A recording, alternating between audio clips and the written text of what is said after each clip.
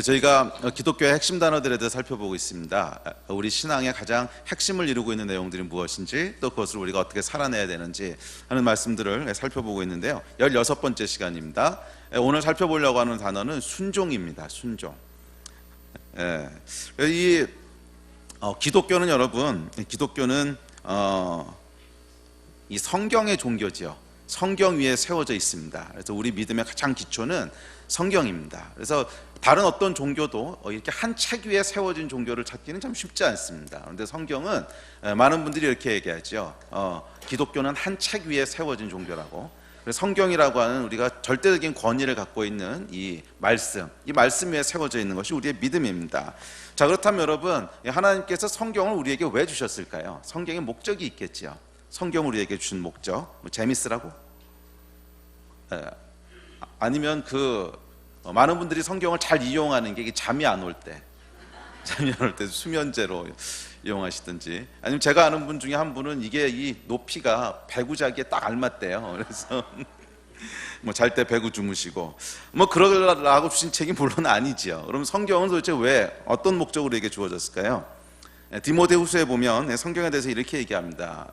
제가 읽어드릴게요. 디모데후서 3장 16절에 보면, 모든 성경은 하나님의 감동으로 된 것으로 교훈과 책망과 바르게 함과 의로 교육하기에 유익하니. 성경을 우리에게 주신 목적이 있는데, 그것은 우리를 교훈하고 책망하고 바르게 하고 의로 교육하기 위함이라는 거예요. 다시 말해서 우리 삶에 유익을 주기 위해서 성경을 주셨다는 거예요.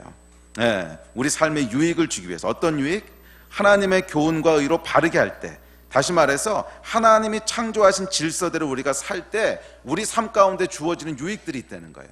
그래서 하나님의 교훈과 또 하나님의 책망과 하나님께서 바르게 하시고 의로 교육하시고, 무슨 얘기예요? 하나님이 원래 창조하실 때 우리 삶에 두셨던 질서들이 있다는 거예요. 삶의 방식들이 있다는 거예요. 그 방식대로 잘 살 수 있도록 도와주기 위해서 준 책이 성경이라는 거예요. 그래서 이 성경은 우리가 이 말씀을 순종하고 이 말씀에 나온 대로 삶을 살아가게 될 때 뭐를 얻게 돼요? 큰 유익을 얻게 되는 책이라는 거예요. 어떤 유익? 하나님이 우리를 창조하셨을 때부터 우리 삶 가운데 두기 원하셨던 그 유익을 얻게 되는 그 책이 성경입니다. 그래서 이 성경을 주신 목적은 분명해요. 그것은 순종하라고 주신 거예요. 순종할 때 뭐가 주어져요? 하나님께서 주시는 우리 삶에 유익이 있다는 거예요. 그래서 이 유익을 얻기 위해서 성경 말씀에 순종하라는 거예요. 성경은 여러분 잘 기억하십시오. 하나님께서 우리에게 순종하라고 주신 책이지 비고 자라고 주신 책이 아니고요. 또 우리의 궁금증을 해소하라고 주신 책이 아니에요. 성경을 읽으면 물론 우리가 알지 못했던 여러 가지 진리들에 대한 걸 알게 되는 그런 기쁨이 있습니다. 하지만 이것은 단순히 모르던 것을 알게 하기 위해서 주신 책이 아니고 우리 삶에 실질적인 유익을 주기 위해서 주신 책이라는 거예요. 그리고 유익은 언제 주어져요? 성경에서 가르치신 대로 그 교훈과 성경의 책망함과 성경의 가르침과 바르게 함과 이 말씀에 우리가 따를 때, 순종할 때 거기 주어지는 유익을 얻게 하기 위한 책이 성경입니다. 그래서 이 기독교의 핵심은요, 사실은 이 말씀에 어떻게 순종하느냐 하는 것이 핵심입니다. 그래서 저는 이 기독교에 저희가 믿는 이 믿음의 가장 중요한 단어 몇 가지를 고르라고 하면 그 가운데 하나를 순종으로 고르겠어요. 순종하지 아니하면 우리 삶에 하나님이 계획하신 일들이 하나도 이루어지지 않는다는 거예요. 순종하지 아니하면 저희가 아무리 예배를 드리고 아무리 성경에 나오는 지식을 많이 알아도 우리 삶 가운데 하나님이 주시려고 하는, 믿는 자들에게 주시는 하나님의 은혜와 특권과 유익들이 하나도 이루어지지 않는다는 거예요. 성경은 우리를 의로 바르게 교육하기 위해서 주어진 책이에요. 그 얘기는 이 말씀대로 따라 살라고 주신 책이라는 거예요. 그래서 우리가 이 말씀에 순종하는, 이 순종이 없을 때 우리 삶에는 아무런 유익이 없습니다. 아무런 변화도 일어나지 않습니다. 그래서 기독교인의 삶의 가장 핵심적인 단어를 한 두세 가지만 뽑아라. 그럼 그 중에 하나는 반드시 순종이에요. 말씀에 대한 순종, 하나님의 말씀을 그대로 쫓아서 사는 것, 이것이 결여되어 있을 때 우리 삶 가운데는 믿는 자들에게 주어지는 모든 하나님의 유익과 특권들이 하나도 해당하지 않는다는 거예요. 다 지나가 버린다는 거예요. 순종으로 하나님께서 주시는 유익들을 누리시는 여러분 되시기를 주의 이름으로 축복합니다. 그래서 오늘 이 순종이라고 하는 단어를 다룰 텐데 조금 다른 관점에서 볼 거예요. 유익이라고 하는, 순종이라고 했을 때 많은 분들이 생각하는 것이 어떤 거부감, 부담감, 두려움 이런 거죠. 이 말씀에 순종해야 되는데 그 잘 안 되고 하기 싫고 손해볼 것 같고, 그래서 순종을 부담스러워해요. 그래서 하나님의 눈치를 보면서 이거 순종 안 하면 또 하나님께서 발끈하실 것 같은데 그건 어떻게 좀 피해가고 싶고 뭐 이런 걸 순종이라고 생각하는데 이것은 순종을 굉장히 잘못 바라보고 있는 것입니다. 순종은 하나님의 발끈하시는 그 성깔 때문에 우리에게 하라 그러신 게 아니에요. 그것 때문에 하라 그러신 게 아니고 순종은 뭐 때문에 하라 그러신 거예요? 우리의 유익을 위해서 하라 그러신 거예요. 우리의 유익을 위해서 하라 그러신 거예요. 말씀대로 쫓아 살 때 주어지는 유익들이 있다는 거예요. 축복들이 있다는 거예요. 그것 때문에 순종하라 그런 거예요. 그래서 순종이 주는 축복에 대해서 오늘 함께 살펴보려고 합니다. 자, 먼저 순종이 무엇인지에 대해서 한번 정의에 대해서 먼저 살펴보겠습니다. 첫째, 순종은요 그리스도인이라고 하는, 내가 그리스도인이다라고 하는 그리스도인 됨의 정의예요. 정의. 내가 그리스도인이라고 하는 건 무슨 말이냐? 그것은 나는 말씀에 순종하는 사람입니다라는 뜻이라는 거예요. 그래서 나는 그리스도인인데 말씀에 순종 안 해. 이거는 말이 안 되는 거예요. 나는 그리스도인인데 라는 말은 뭐냐면 나는 말씀에 순종하려는 사람인데 이런 뜻이거든. 근데 순종을 안 해. 그러면 나는 말씀에 순종하려는 사람인데 순종을 안 해요. 이게 말이 안 되는 말이잖아. 그리스도인이 된다고 하는 말 뜻은 그 데피니션 자체가, 정의 자체가 말씀에 순종하려는 사람이라는 거예요. 자, 왜 그러냐면 시편에 보면 이렇게 얘기합니다. 시편 145편 1절에 보면 왕이신 나의 하나님이여 내가 주를 높이고 영원히 주의 이름을 송축하리이다. 자, 여기서 보면 왕이신 나의 하나님이래요. 그러니까 뭐냐면 하나님이 우리 왕이시라는 거예요. 하나님이 우리 왕. 자, 그렇게 주를 송축한다는 거예요. 그런데 송축한다는 말에 히브리 원어를 보면 바라크라고 하는 단어인데 이 송축하다, 이제 blessing하다. 근데 이게 이제 윗사람이 아랫사람을 blessing하다 그랬을 때는 좋은 것을 주다 이런 뜻인데 아랫사람이 윗사람을 송축하다, blessing하다 이때는 이 바라크라고 하는 단어 뜻이 뭐냐면 무릎을 꿇다 이런 뜻이에요. 무릎을 꿇다, 높이다, 무릎을 꿇다 이런 뜻이에요. 그래서 이 바라크의 뜻은 뭐냐면, 그러니까 다시 말해서 이 시편 145편 1절 말씀은 뭐냐면 하나님은 나의 왕이십니다. 그래서 내가 하나님 앞에 무릎을 꿇습니다. 이런 뜻이에요. 나의 왕이십니다. 그래서 내가 당신께 순종합니다. 이런 뜻이에요. 자, 그래서 여러분 그리스도인이란 무슨 뜻이냐면 하나님을 왕으로 섬기고 하나님을 왕으로 믿고 있기 때문에 그분의 다스리심 아래 무릎을 꿇는 사람들을 그리스도인이라고 해요. 천국 백성이란 말이야. 우리 지난주에 천국에 대해 살펴봤죠. 천국, 하나님의 나라. 자, 그리스도인은 천국 백성이란 뜻이잖아. 우리의 시민권이 하늘에 속한 사람들이라며. 그러면 그 나라는 어떤 나라예요? 하나님이 왕으로 다스리시는 나라예요. 그러면 그 나라 백성은 어떤 사람들이야? 내 왕의 다스리심을 인정하는 사람이야. 물론 조금 실수해가지고 넘어지기도 하지만 기본적으로 왕의 다스리심이 그래 나는 저 왕의 다스리심 아래에 있는 사람입니다. 이걸 인정하는 사람이 그 나라 백성이잖아요. 그래서 천국 백성이라고 하는 말의 뜻은 뭐냐면 나는 우리의 왕이신 하나님, 그분의 통치하심과 다스리심을 인정합니다. 나는 그 아래에 있습니다 하는 사람들이 천국 백성이란 말이에요. 그 사람들이 그리스도인이란 말이야. 그래서 이 우리가 지난주에 천국에 대해서 살펴봤는데 이 천국, 나라라고 할 때는 세 가지 요소가 있습니다. 여러분 중고등학교 때 배웠죠? 국민주권 영토, 이거 국민주권 영토 이 세 가지가 있어야 나라라고. 근데 우리가 천국 그럴 땐 자꾸 영토를 생각해요. 그래서 얘들 죽고 난 다음에 갈 어떤 땅, 근데 물론 영토도 있습니다. 그렇지만 나라를 이루는 아주 중요한 것은 국민과 주권이에요. 주권. 누가 다스리느냐, 누가 주인이냐. 그래서 그 주권이 미치는 곳까지가 그 나라인 거예요. 그래서 우리나라가 옛날에 일본에게 주권을 뺏겼을 때 우리 영토는 있지만 나라가 없어졌다 그러잖아. 왜? 우리의 주권을 뺏겼으니까. 이것이 이제 나라라는 거예요. 그런데 왕국은 주권이 누구에게 있는 거예요? 왕에게 있는 게 왕국이에요. 그래서 왕국은 그 정의가 뭐냐면 왕의 다스리심과 통치하심이 미치는 곳까지가 그 왕국이에요. 그래서 옛날에 이제 왕국끼리 막 전쟁을 하죠. 영국하고 프랑스는 100년 동안 싸우고. 이건 뭐예요? 이 왕의 통치가 어디까지 미칠 건가를 놓고 서로 줄다리기를 하는 거지.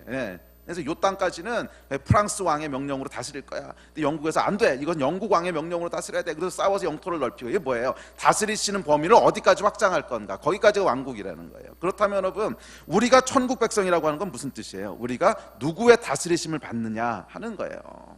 그래서 우리가 우리의 시민권이 이 땅에 속하지 않고 천국에 속했습니다 라고 성경이 얘기할 때 이 말뜻은 뭐냐면 그리스도인은 하나님의 다스리심을 받겠습니다, 나는 그 나라에 속해 있습니다 하는 사람들을 의미합니다. 그러므로 여러분 이 성경에 보면 천국이 이미 너희에게 임하였느니라, 이건 무슨 뜻이라고 그랬어요? 하나님의 다스리심이 이미 내 삶 가운데 있습니다 이런 뜻이지. 그래서 내 삶은 하나님의 법 아래 있습니다. 물론 내가 좀 실수할 수도 있지만 그럼에도 불구하고 나를 기본적으로 다스리시는 법은 하나님의 법입니다. 이 땅의 어떤 가치관에서 내가 다스려지는 사람이 아니고 하나님이 중요하다 그런 걸 나도 중요하게 생각하고 하나님의 행동하라 그러는 대로 내가 행동하고 내 삶의 원칙이 그것이고 이 다스리심 아래에 있는 사람들이 누구예요? 하나님 나라의 백성, 다시 말해서 그리스도인이라는 거예요. 아멘. 그리고 그런 사람들만 나중에 영원한 천국에 들어갈 수 있습니다. 생각해 보세요. 영원한 하나님의 나라에 들어갔는데 거기서 하나님의 다스리심을 하나도 안 받겠다 그래. 그럼 그 나라에 왜 들어왔어? 들어와 있는 것 자체가 고통이지. 그 다스리심을 사사건건 안 받겠다 그러고 있어. 그럼 거기서 어떻게 살겠어요? 예. 그래서 천국은 누가 들어가는 거냐면 하나님의 다스리심 아래에 있는, 특별히 하나님의 다스리심을 좋아하고 즐거워하는 사람들이 들어가는 거예요. 그 사람들이 그리스도인이라는 거야. 아멘.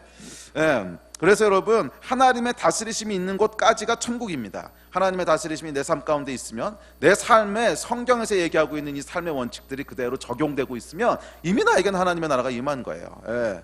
원수를 사랑하라 그랬고, 아내를 내 몸처럼 사랑하라 그랬고, 이웃을 어떻게 하라 그랬고, 용서하라 그랬고, 이 성경의 말씀들이 내 삶 가운데 적용되어지고 있다면 이미 천국이 나한테 임한 거라는 거야.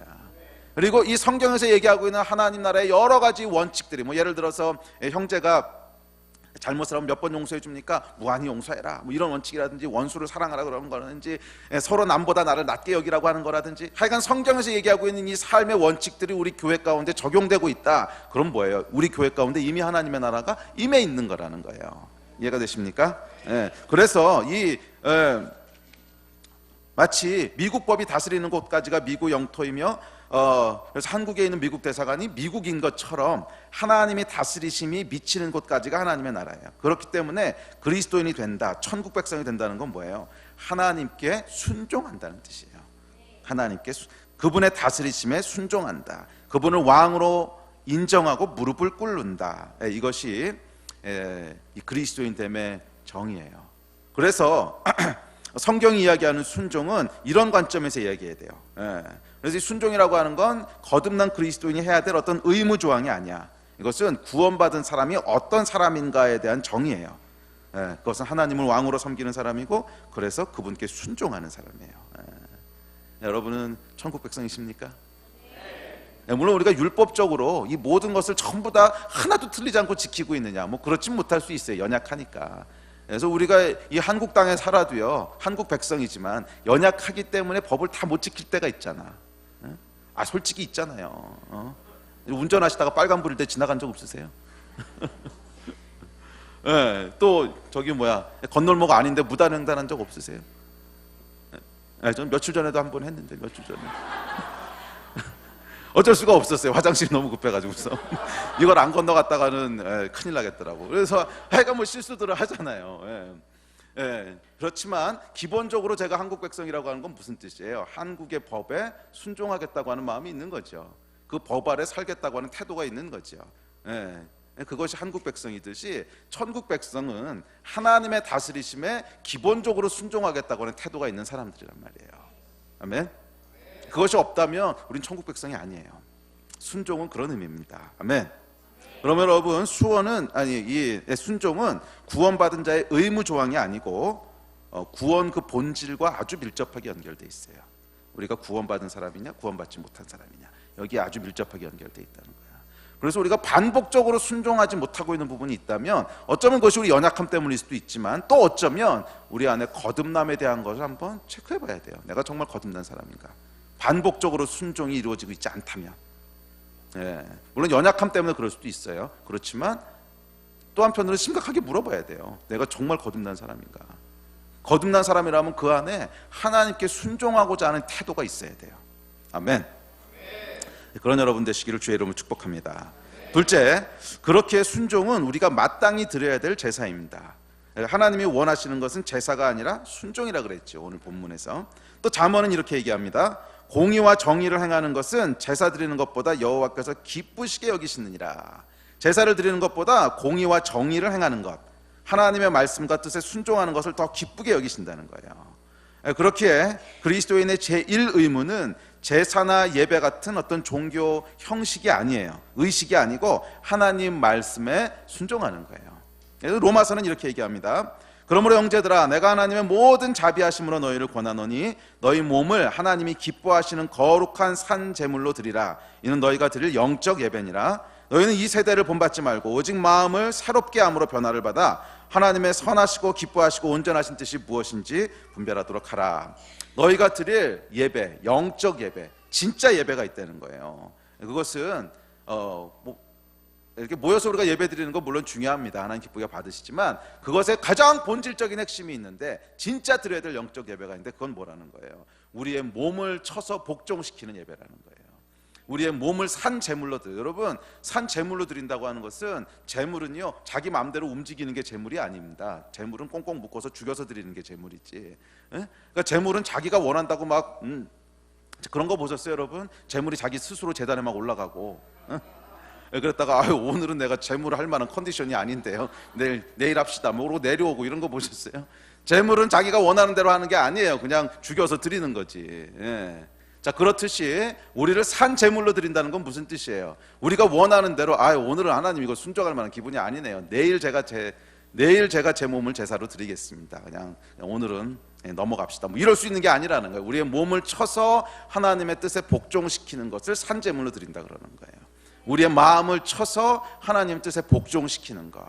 그러니까 내 안에는 그러고 싶지 않은 여러 가지 욕심과 정욕과 또 여러 가지 것들이 있어. 그렇지만 이것을 하나님 앞에 쳐서 복종시키는 게 우리가 드릴 진짜 예배라는 거예요. 아멘. 그런데 오늘날 이 땅에 많은 그리스도인 가운데 이 참된 예배가요 다 없어져 버렸어. 그냥 모여서 드리는, 겉으로 드러나는 예배들은 있어요. 뭐 교회마다 오늘도 많은 사람들이 모여서 예배드리고 있고 찬양하고 있고, 그런데 정말로 영적 예배를 드리는 예배들이 얼마나 살아있을까? 자기의 몸을 쳐서 하나님께 복종시키는 이 예배. 근데 이 예배가 살아있지 않다면 그것은 진짜 살아있는 예배가 아니라는 거예요. 아무리 모여서 우리가 예배하고 찬양하고 떠들어대도 그 안에 영적인 실체는 살아있는 게 아니라는 거야. 그래서 진짜 예배는 뭐예요? 우리의 몸을 쳐서 하나님 앞에 순종하는 거예요.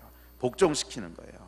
비록 내가 하고 싶지 않고, 비록 내 안에 막 성깔이 올라오고, 그래도 하나님께서 온유하라 그랬으니까 성깔 참고 온유하고, 정말 용서가 그래도 하나님 용서하라 그랬으니까 용서하고, 회개하고, 겸손하고, 사랑하고, 섬기고, 공의를 행하고.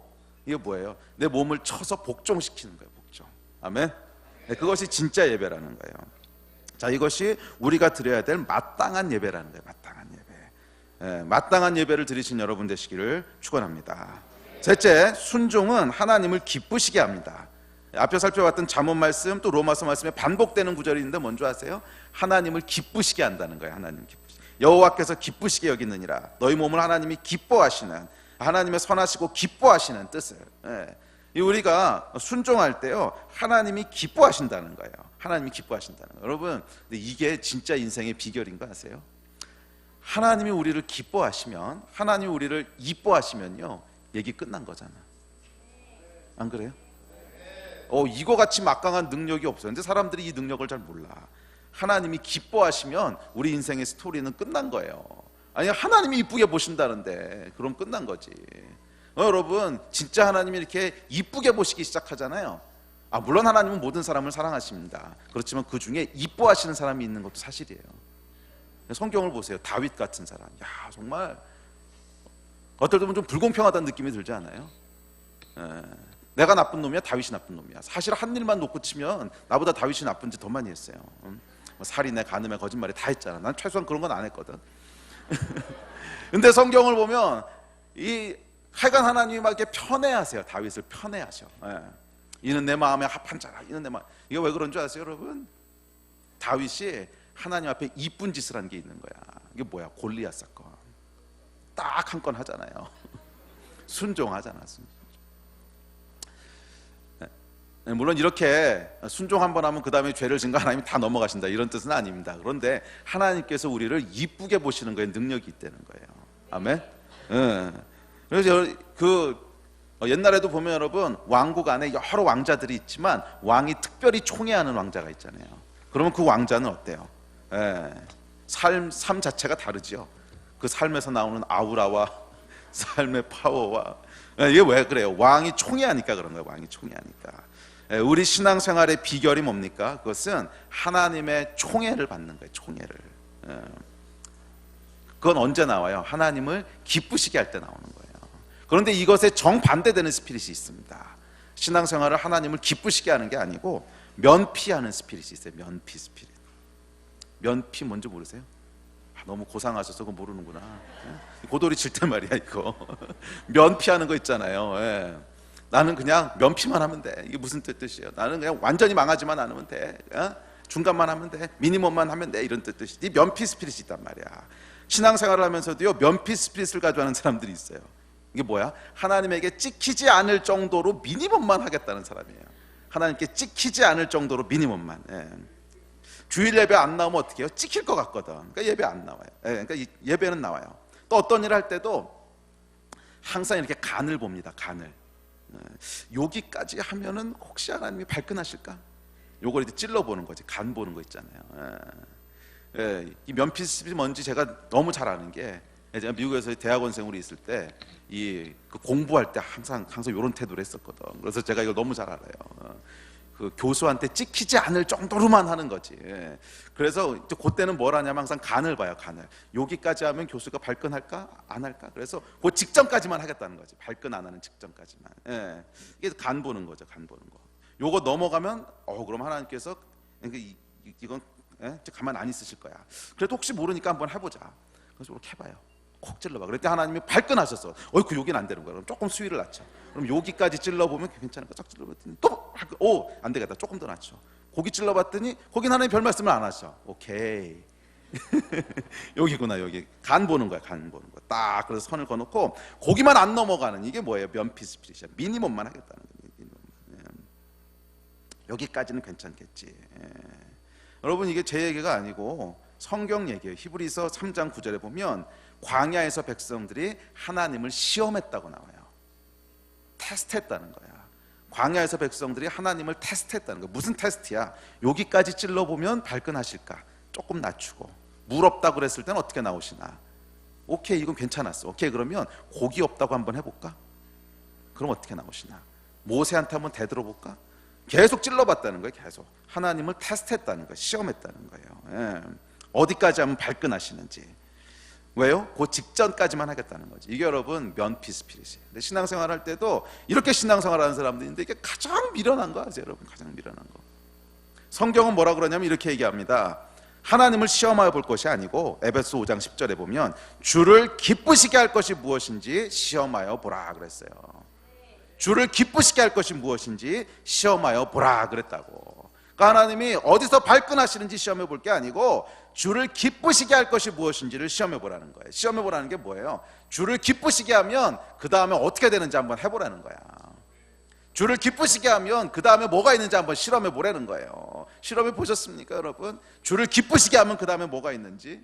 이건 여러분 시험해 보셔야 돼요. 시험해 보셔야 돼요. 그러면 거기서 떨어지는 떡고물들이 있어. 축복이 있다고. 축복이. 다윗이 그거 한 거잖아요. 주를 기쁘시게 하는 것을 시험해 보고 나니까 그의 인생 가운데 어마어마한 하나님의 축복이 영원히 머물렀어요. 이게 하나님의 약속이거든. 하나님을 기쁘시게 하는 자, 그 뜻대로 순종하는 자들에게는 하나님이 복에 복을 더하시고 축복을 내리시겠다고 하나님의 언약의 말씀이 있으시거든. 이거를 테스트해 보라는 거예요. 진짜인지 아닌지. 주께 순종함으로 그를 기쁘시게 해보라는 거예요. 주께 순종함으로 그분을 기쁘시게 해보라는 거예요. 그러면 하늘로부터 무엇이 내려오는지 실험해 보라는 거야. 이게 에베소 5장 10절 말씀이에요. 주를 기쁘시게 할 것이 무엇인지 시험하여 보라. 이것이 여러분 순종의 능력이에요. 아멘. 그래서 여러분 순종함으로 하나님을 기쁘시게 실험해 보라는 거예요. 시험해 보라는 거예요. 그 다음에 뭐가 오는지. 이거 여러분 실험해 보신 여러분 되시기를 주의 이름으로 축복합니다. 자, 그래서 네 번째, 순종에는요 하나님의 복이 있습니다. 하나님의 복. 순종에는 비밀이 있는데 그것은 하나님의 축복을 받게 된다는 거예요. 아멘. 이것이 제가 오늘 이 순종에 대한 설교를 준비한 포인트예요. 순종하면 복이 있다는 거예요. 복이. 이 복을 하나님 주시기 위해서 우리에게 순종하라 그랬다는 거예요. 아멘. 이건 여러분 좀 잘 이해하셔야 됩니다. 그러니까 하나님께서 무슨 개 훈련시키듯이, 왜 개한테 복종 훈련 시킬 때 앉아 그래서 앉으면 이렇게 먹이 하나 주고 이렇게 하잖아요. 그렇게 우리를 하신다는 뜻이 아니에요. 우리가 순종하면 먹이 하나 주고 순종 안 하면 한 대 때리고 이렇게 해서 우리 길들이시겠다는 뜻이 아니에요. 이런 뜻이 아니고, 순종에는 축복이 있다고 하는 것은 우리가 2주 전에 살펴봤던 불순종에는 대가가 있다는 것과 똑같은 말이에요. 하나님이 세상을 창조하시고는 세상에 질서를 두셨습니다. 질서를. 창조의 질서가 있었단 말이에요. 그래서 지구는 태양을 1년에 한 바퀴씩 꼬박꼬박 돌게 하셨고요, 다른 그 공전 주기와 자전 주기를 똑같이 하셨어요. 그래서 우리가 항상 달에 한 면밖에 못 보게 하셨죠. 곰은 겨울이 되면 깊은 잠을 자게 하셨고, 꽃은 봄이 되면 꽃가루를 만들어 수분함으로 여름과 가을에 열매를 맺게 하셨습니다. 물고기는 물속에서 살도록 하셨고, 그래서 폐가 아니라 아가미로 숨쉬게 하셨고요, 개미는 말을 하지 않아도 서로 협력하여 함께 일하도록 만드셨어요. 벌은 집을 지을 때 지푸라기 속에 프로폴리스라고 하는 걸 집어넣어서 세균에 감염되는 것을 막게 하셨고요, 여우는 사막에서도 물을 찾을 수 있게 하셨고, 올빼미는 밤이 아니라 낮에 잠을 자게 하셨습니다. 하나님이 두신 질서들이 있다는 거예요. 그리고 피조물들이 이 질서를 따라 살 때 하나님이 약속하신 복을 누리도록 하셨다는 거예요. 이해가 되세요? 자, 그 복의 내용이 무엇입니까? 그것은 생육하고 번성하게 되는 거예요. 땅에 충만하게 되는 거예요. 창세기 1장에서 약속했어요. 제가 읽어드릴게요. 창세기 1장 21절 22절. 하나님이 큰 바다 짐승들과 물에서 번성하여 움직이는 모든 생물을 그 종류대로, 날개 있는 모든 새를 그 종류대로 창조하시니 하나님이 보시기에 좋았더라. 하나님이 그들에게 복을 주시며 이르시되 생육하고 번성하여 여러 바닷물에 충만하라, 새들도 땅에 번성하라 하시니라. 하나님께서 모든 피조물을 만들어 놓으시고 복을 주셨는데 뭐라고 주셨냐면 생육하고 번성하라는 거예요. 땅에 충만하게 되라는 거예요. 삶이 풍성하게 되라는 거예요. 이것이 창조 질서를 따를 때 주어지는 복이에요.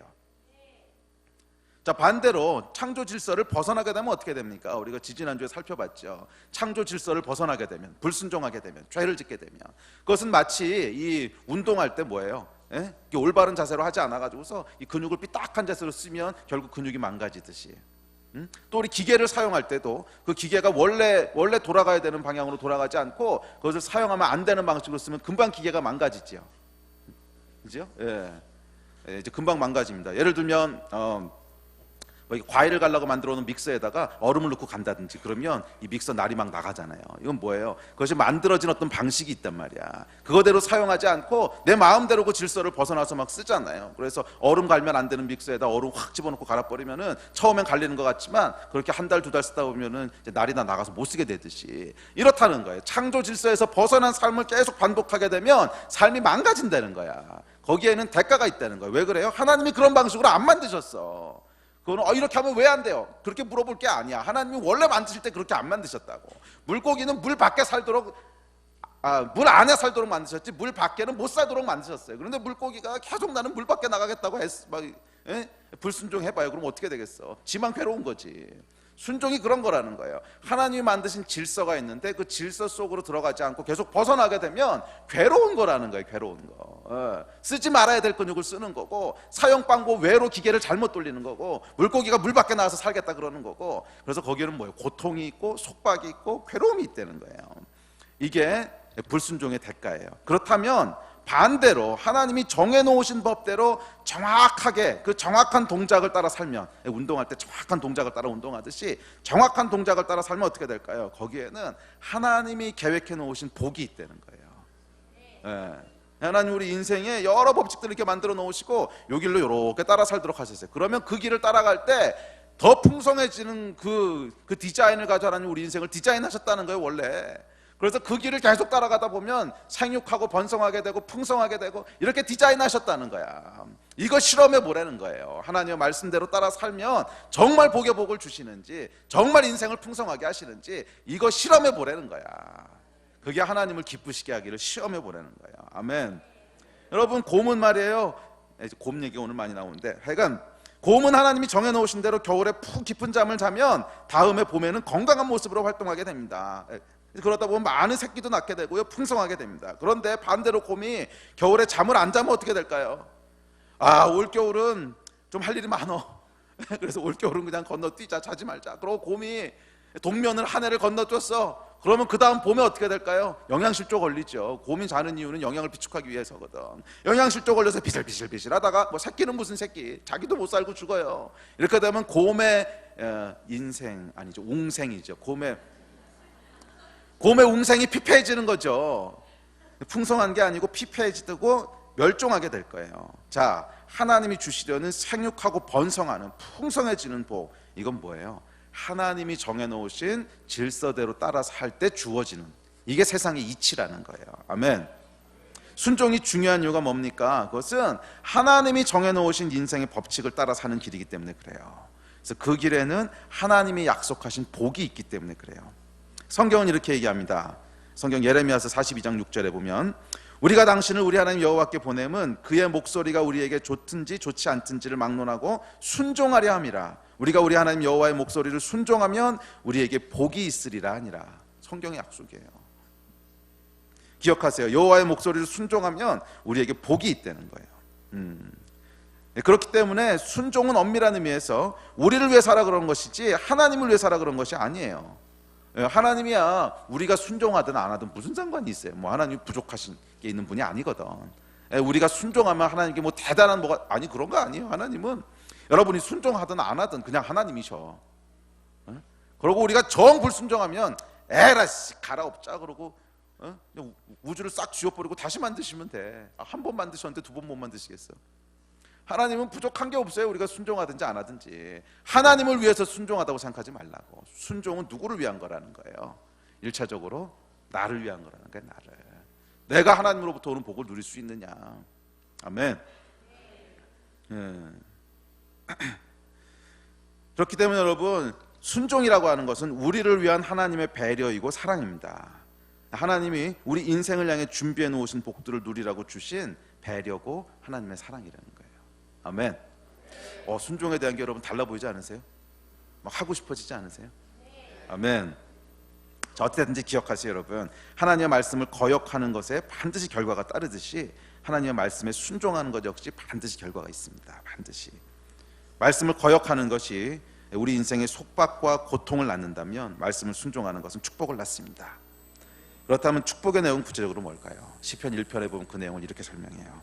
시편 1편 제가 읽어드릴게요. 복 있는 사람은 악인의 꾀를 따르지 아니하며 죄인들의 길에 서지 아니하며 오만한 자들의 자리에 앉지 아니하고 오직 여호와의 율법을 즐거워하며 그의 율법을 주야로 묵상하는도다. 율법이라고 하는 것은 말씀이죠. 여호와의 말씀을 즐거워하고 그의 말씀을 주야로 묵상하는도다. 그는 시냇가에 심은 나무가 철을 따라 열매를 맺으며 그 잎사귀가 마르지 아니함 같으니 그가 하는 모든 일이 다 형통하리이다. 아멘. 이 여러분 순종하는 자에게 주어지는 축복이라는 거예요. 여호와의 율법을 즐거워하며 주야로 묵상하는 사람. 그래서 악인의 꾀를 따르지도 않고 죄인의 길에 서지도 않고 오만한 자의 자리에 앉지도 않는 사람. 어떤 사람이에요? 하나님의 질서를 따라 사는 사람, 이런 뜻이지. 하나님의 말씀을 따라 사는 사람. 그 말씀을 즐거워하고 그것을 주야로 묵상하고, 그래서 하나님이 하지 말라 그러신 악인의 꾀도 따르지 않고 죄인의 길에 서지도 않고 오만한 자의 자리지도 않고 하나님의 질서를 따라 사는 사람이라는 거야. 그 사람에게는 어떤 축복이 있다는 거예요? 그 사람은 마치 시냇가에 심기운 나무가 철을 따라 잎사귀가 마르지 아니함 같고 열매가 풍성하고 모든 일이 다 형통할 거라는 거예요. 이게 시편이 우리에게 주고 있는 약속이에요. 자, 첫째, 순종이 주는 축복은 그 인생이 시냇가에 심은 나무와 같게 하신다는 거예요. 여러분, 나무의 운명이 있죠. 그 나무가 얼마나 건강할 건가, 그 나무가 얼마나 많은 열매를 맺을 건가. 이 나무의 운명은요, 나무가 어디에 심기워졌냐에 따라서 거의 결정됩니다. 아무리 좋은 나무라도 사막 한가운데 뿌려진 나무는 비실비실 삐쩍 마른 나무 이외에는 안 돼요. 그 나무가 시냇가에 심기워졌을 때 거기서 그 나무의 운명이 결정되죠. 얼마나 풍성할 건가, 얼마나 많은 열매를 맺을 건가. 마찬가지로 여러분, 우리 인생의 운명은 어디서 결정된다는 거예요? 우리가 어디에 심기워지느냐. 생명의 근원인 하나님 안에 심기워질 거냐, 아니면 그 밖에 있을 거냐, 이거에 따라 결정된다는 거예요. 생명의 근원이신 하나님 안에 그 옆에 시냇가 옆에 심기워진 사람은 그 영혼이 메마르지 않는다는 거예요. 그 영혼이 메마르지 않는다는 거예요. 그렇기 때문에 여러분, 순종은요, 생명의 근원이신 하나님 곁에 우리를 머물게 하기 때문에 우리의 영혼을 메마르지 않게 해요. 우리의 영혼을 충만하게 해요. 아멘. 그래서 조금 더 정확하게 얘기하면 순종이 우리를 하나님 곁에 머물게 하는 것이 아니고 불순종이 우리를 하나님으로부터 멀어지게 해요. 왜냐하면 하나님 처음 우리 창조하실 때부터 하나님 안에 우리를 거하도록 하셨거든. 근데 불순종함으로 멀어지는 거지. 이 죄와 불순종은 우리를 하나님으로부터 멀어지게 해요. 반대로 순종은 우리를 하나님 안에 거하게 해요. 순종은 우리를 하나님 안에 거하게 해요. 제 얘기가 아니고 성경 얘기입니다. 요한복음 15장 10절. 내가 아버지의 계명을 지켜 그의 사랑 안에 거하는 것 같이 너희도 내 계명을 지키면 내 사랑 안에 거하리라. 우리가 어떻게 하나님 안에 거한다고요? 그의 계명을, 말씀을 지켜 순종하여 그 안에 거한다는 거예요. 우리가 하나님께 순종할 때 하나님 안에 거하게 된다는 거예요.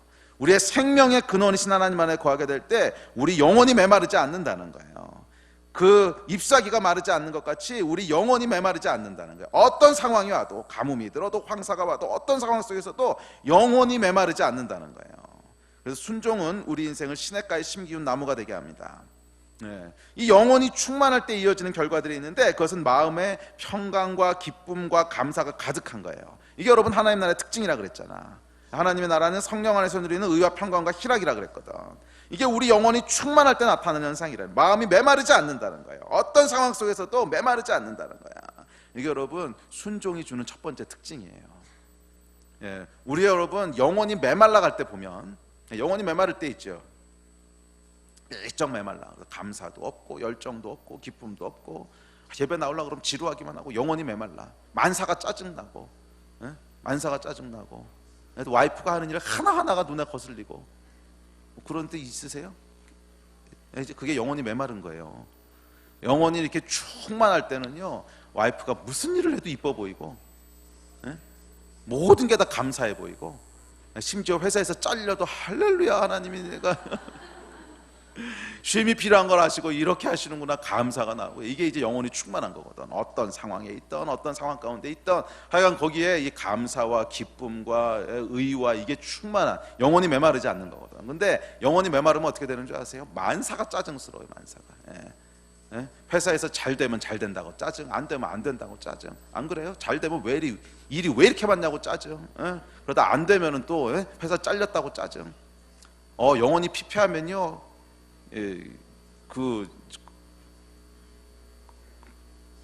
자매들도 마찬가지. 자매들도 영혼이 피폐하잖아. 그러면 자녀가 없으면 자녀를 안 주신다고 원망, 자녀를 주시면 힘들다고 원망. 애 키우는 게 왜 이렇게 힘드냐고 원망. 그렇잖아. 이거 영혼이 피폐했을 때 나타나는 현상이에요. 그런데 영혼이 메마르지 않고 충만할 때는 뭐가 나타나요? 그 안에 감사와 기쁨과 평강과 이게 나타난다는 거예요. 순종할 때 주어지는 특권, 첫 번째 축복이 뭐예요? 우리 영혼이 메마르지 않는다는 거예요. 이 영혼이 메마르지 않으면 여러분, 우리 마음에 뭐가 있을까요? 기쁨과 행복함이 있어요. 충만함이 있어요. 영혼이 메마르지 않으면 우리 삶에 뭐가 있을까요? 관계가 풍성해져요. 계속 짜증내는 사람의 관계가 풍성할까요? 아니면 계속 감사하는 사람의 관계가 풍성할까요? 당연히 감사하는 사람의 관계가 풍성합니다. 그래서 관계가 풍성해져요. 내 주변에 수많은 사랑하는 사람들이 있게 된다는 거야. 그런데 영혼이 피폐하잖아요. 그럼 여러분 늙어봐. 아무도 없어. 늙어봐요. 자녀들도 안 찾아와. 가봐야 맨날 짜증만 낼 텐데 거기 뭐가 좋다고 가봤어. 오늘 설교의 사실은 결론인데, 여러분 인생은 여러분이 선택한 결과라는 거예요. 지금 여러분이 누리고 있는 상황도 여러분이 선택한 결과고요. 앞으로 여러분이 누리게 될 상황도 여러분이 선택한 결과예요. 늙어서 어떻게 될 건지도 여러분이 선택한 결과고요. 죽음 다음에 어떻게 될 건지도 여러분이 선택한 결과예요. 이게 하나님이 창조하신 질서예요. 아멘. 순종을 선택하세요. 순종을. 아멘. 말씀에 순종하시라는 거예요. 아멘. 자, 둘째, 순종은요, 철을 따라 열매를 맺게 한대요. 순종했다고 바로 열매를 맺게 되는 것은 아닙니다. 철이 와야 이제 열매를 맺죠. 봄에 순종했다고 해서 봄에 당장 열매가 생기는 건 아니지. 여름이나 가을이 돼야지. 그러나 순종의 삶을 계속 살다 보면 어느 순간 때가 차면 열매를 보게 된다는 거예요. 사람들이 나를 통해서 하나님을 알게 되고, 내 삶을 통해 하나님을 높이는 간증들이 나오고, 나로 인해 깨어졌던 관계들이 회복되고, 나로 인해 감사하는 사람들이 생겨나고, 나를 통해 인생이 바뀌는 사람들이 생겨나고, 내 인생이 정말 의미 있었구나, 이 살아온 삶에 대한 감사와 감격이 있게 되는, 이게 열매라는 거야. 나를 통해서 수많은 선한 일들이 일어나게 되고, 나 때문에 삶이 바뀐 사람들이 나오게 되고, 나로 인해서 감사하는 사람들이 나오게 되고, 구원받는 사람들이 나오게 되고, 막 깨어졌던 관계들이 회복되게 되고, 와, 그래서 이거 돌아보고 있으면 야, 정말 감사하다. 정말 나 같은 사람을 통해서 하나님께서 이런 감격들을 누리게 하시는구나. 열매를 보게 된다는 거예요, 인생에. 아멘. 언제 그래요? 순종할 때 이렇게 된다는 거예요. 순종할 때. 반대로 어떤 사람은 인생에 열매가 없는 사람들이 있어요. 열심히 사는 것 같긴 한데 지나간 자리에 보면 남은 게 아무것도 없어. 그 옆에 사랑해주는 사람도 없고, 주의 영광이 드러난 것도 없고, 사역의 열매도 없고, 그 사람을 통해서 인생이 바뀐 사람도 없고, 그 사람 때문에 감사하는 사람도 없고, 열매 없는 황량한 겨울나무, 그런 인생이 있다는 거예요.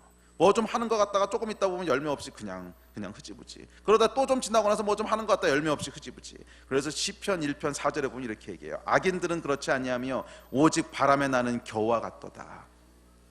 바람에 나는 겨는요, 여러분, 열매 못 맺어요. 잠깐 땅에 떨어져서 뭐 좀 하는 것 같다 휙 날아가고, 잠깐 땅에 떨어져서 뭐 하는 것 같다 휙 날아가고, 계속 불순종하고 있으면 이렇게 된다는 거예요, 인생이.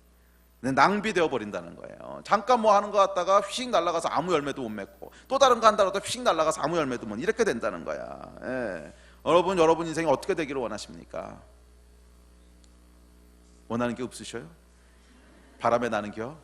이게 성경에도 경상도 표현이 있다 그래서 뭐냐 그랬더니 바람에 나는 겨? 그렇다고.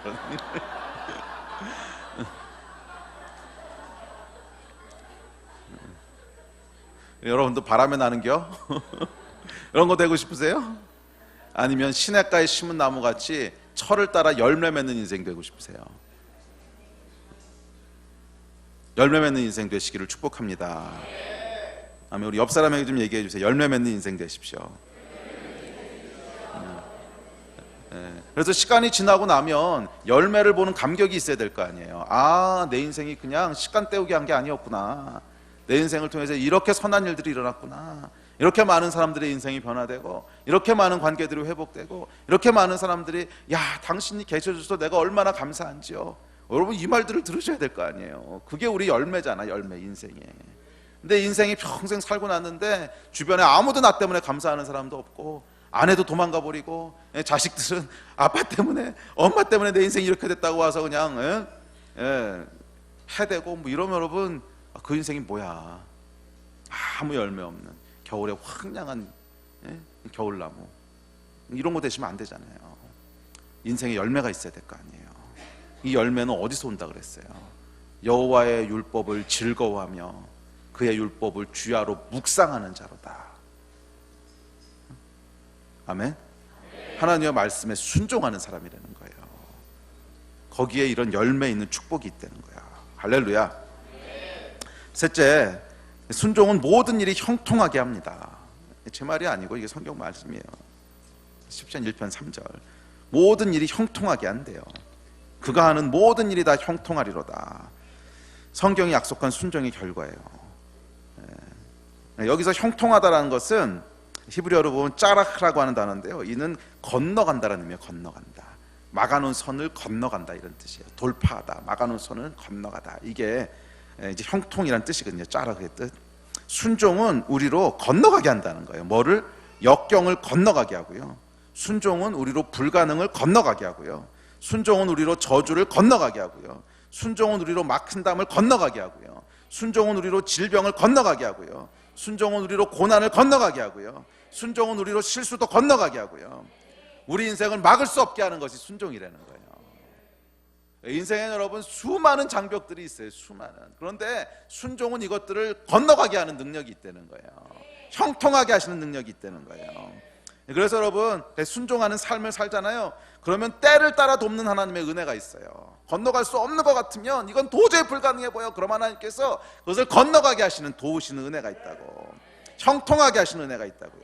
이게 순종하는 사람의 특징이에요.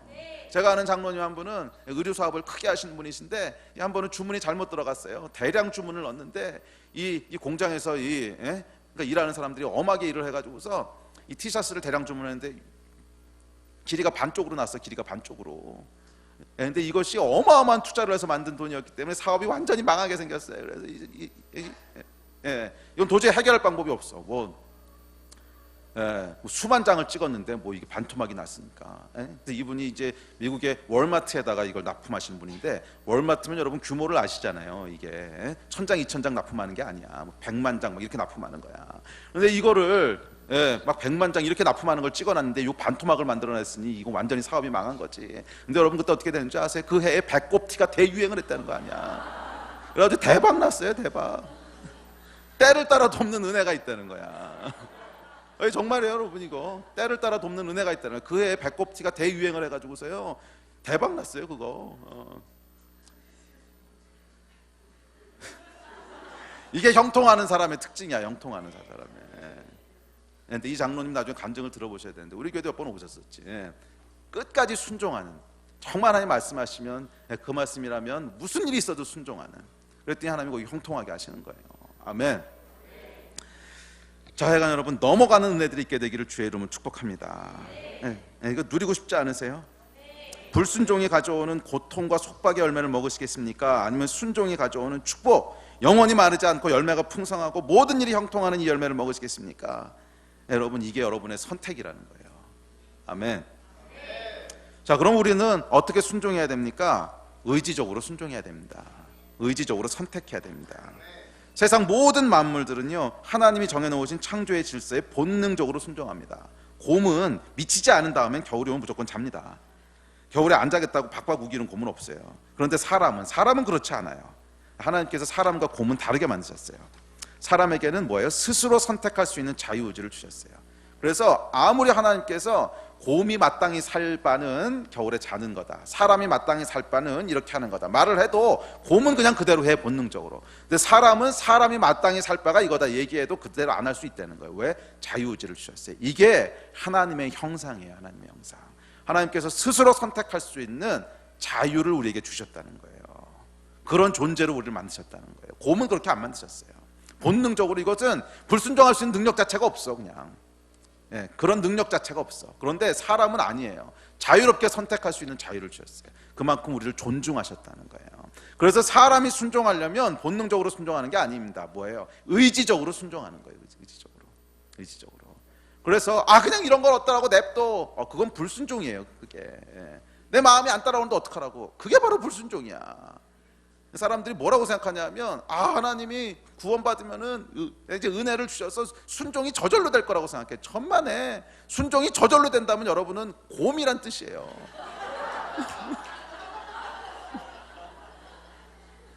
그런 뜻이잖아. 곰은 저절로 순종이 돼. 순종이 저절로 된다면 여러분은 곰으로 창조됐다는 뜻이야. What a shame. 부끄러워할 줄 알아야지. 내가 곰이란 뜻이냐. 순종은 저절로 되는 게 아니에요. 사람은 저절로 순종하지 않아요. 어떻게 해야 돼요? 의지적으로 선택해야 돼요. 의지적으로. 제가 이제 구원받은 지 30년 됐는데 30년 쭉 걸어오면서 결국 제 신앙에도 여러 시즌이 있었어요. 하나님의 은혜를 가르쳐 주신 때, 뭐 무조건적인 용서, 뭐 헌신, 다 여러 시즌들을 겪어서 여기까지 왔는데 30년 만에 내리게 되는 결론이 있습니다. 몰라요. 50년 때는 어떻게 바뀔지. 50년 지나도 안 바뀔 것 같아. 30년 만에 내리는 결정이 있어요. 신앙은 선택이라는 거예요. 선택. 신앙은 선택이라는 거예요. 자기 의지라는 거예요. 의지. 아니면 하나님이 선악과 만드시지도 않았어. 그냥 곰으로 만들어 놓지. 너는 자라 그럼 자고, 예배해라 그럼 예배하고, 그냥 곰으로 만들어 놓지. 왜 하나님이 그 쓸데없이 선악과 만들어서 이 고생을 하시겠어? 사람은 그렇게 안 만드셨다는 거예요. 의지적으로 선택하도록 만드셨다는 거예요. 그래서 여러분 그거 아십니까? 제가 아까도 도전했지만 여러분이 지금 서 있는 삶의 현실들, 원망하는 거 있죠. 아니 하나님 왜 나한테 이렇게 하셨습니까? 아니 하나님 내 상황은 왜 이렇습니까? 저는 다른 사람들보다 선천적으로 의지가 약해요. 수많은 여러분들 원망들. 아니에요. 여러분들이 선택한 결과예요. 선택의 결과 여기까지 온 거지. 우연히 그렇게 된 게 아니라는 거야. 그렇기 때문에 여러분, 이 상황을 벗어나기 원하신다면 원망은 아무 도움이 안 됩니다. 왜 날 이렇게 하셨어요? 네가 선택한 거라니까. 그럼 뭐가 있어야 돼요? 회개가 있어야 되는 거예요. 회개. 내가 선택한 거에 대한 회개. 내가 선택한 게 아니라면 회개는 필요 없지. 내가 선택한 것도 아닌데 무슨 회개. 회개는 내가 선택했기 때문에 회개란 말이 나온 거거든. 그리고 순종함으로 돌이켜야 돼요. 순종함으로 돌이켜야 돼요. 그래서 여러분, 성경은 보면 뭐라 그랬냐면 자기를 부인하고 나를 따르라 그랬어요. 자기를 부인하고. 그냥 자연스럽게 따라가는 게 아니고 자기를 쳐서 복종시키면서 따라가야 된다는 거야. 이게 쉬운 줄 아세요? 천만에 안 쉬워요. 안 쉬워. 안 쉽다고. 구원은 은혜로 받아요. 구원은. 그렇지만 여러분들이 삶의 어떤 열매를 맺게 될 건가, 영원한 천국에서 어떤 상급을 받게 될 건가, 이것은 순종에 달렸는데 그거 절대로 쉽지 않아요. 예. 요한 웨슬리가 그랬잖아. 누가 순종이 쉽다 그랬는가. 예. 막 싸울 듯한 태도로 누가 순종을 쉽다 그랬는가. 절대 안 쉽다는 거예요.